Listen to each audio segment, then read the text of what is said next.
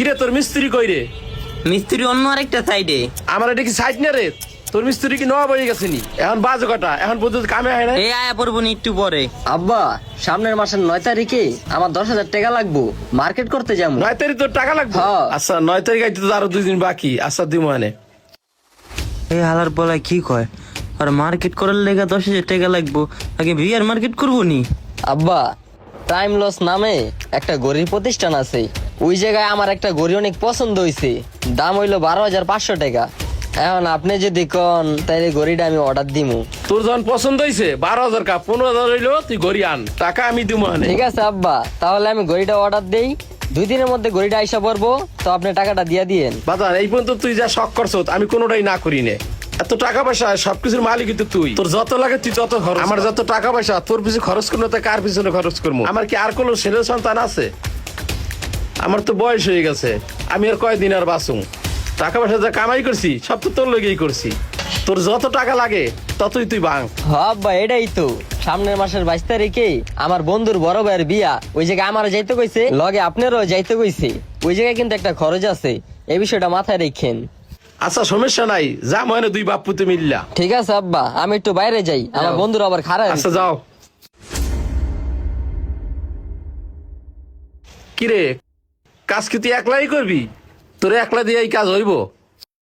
হ্যাঁ, তোর মিস্ত্রি আয় নাই, তা তুইও কাজ বন্ধ করে দে। চাচা মিস্ত্রি একটু পরে হ্যাঁ লোক লয়ে আইবো, তখন সবাই মিলে কাজ করলে কাজটা আগাইবো অনেক। এখন চাচা আপনারা একটা কথা কই, আমার কইতে মন চাইতেছে, কিন্তু আমি জানি আপনার এই কথাটা কো আমার উচিত হইব, কারণ আপনি আমার এই জায়গায় তো টাকা দিয়ে কাজ করাইতেছেন। কিন্তু চাচা আমার এই কথার ধারা যদি আপনি উপকৃত হন, তাহলে আমি আনন্দিত হমু। হ্যাঁ কি কবি ক? তোরা তো মিস্ত্রির চাষেই কাম কাজ ফাঁকি দেওয়ার লেগিয়া, তোর চাষি তো দাঁড়াই দাঁড়িয়ে কথা কর লেগিয়া। না চাচা, এই জায়গায় কাম ফাঁকি দেওয়ার কোনো বিষয় না।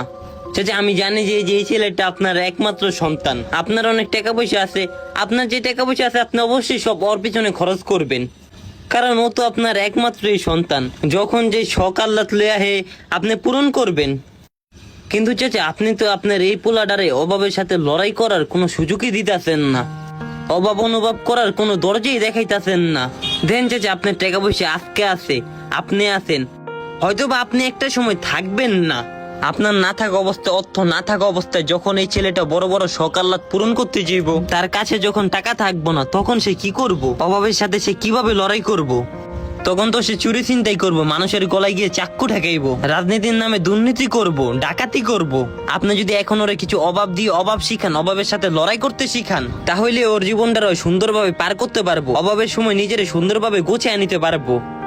চাচা আমি জানি আমার এই কথারই অনেকা, আপনি মুরব্বী মানুষ, তারপরও চাচা আমি কইছি, আমার যদি ভুল হয় চাচা আমার ক্ষমা দৃষ্টিতে দেখবেন। আসলে ওরে তুই যে কথাগুলো কইছ, এই কথাগুলো কখনো ভাবি নাই। আমি ভাবছি যে আমার একমাত্র ছেলে, ওর পিছনে টাকা খরচ করবো না, তাই কার পিছনে খরচ করবো? তুই কথাগুলো খারাপ কাজ নাই, ভালো কথাই কইছ। আব্বা আব্বা, আপনারও তো একটা কথা কইতে ভুলে গেছি গা, আমার বন্ধু 7 লাখ টাকা দিয়ে হুন্ডা কিনছে, 5 লাখ টাকা হইলে বেচা লাইবো। কালকে আমার 10 লাখ টাকা লাগবো। মেডিকেল সামনে জমিটা আছে না, ওই জমিটা হলে একটু ভেজাল হয়েছে। কালকের মধ্যে টাকা না দিতে পারলে জমিটা আচ্ছা হয়ে যাব।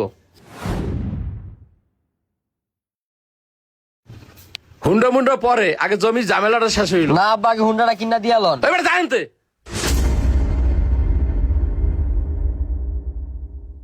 হ্যাঁ চাচা একবারে ঠিক হয়েছে।